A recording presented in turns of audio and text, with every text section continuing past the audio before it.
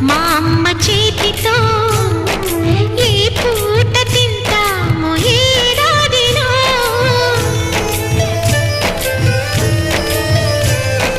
చక్కగా మా నాన్న పక్క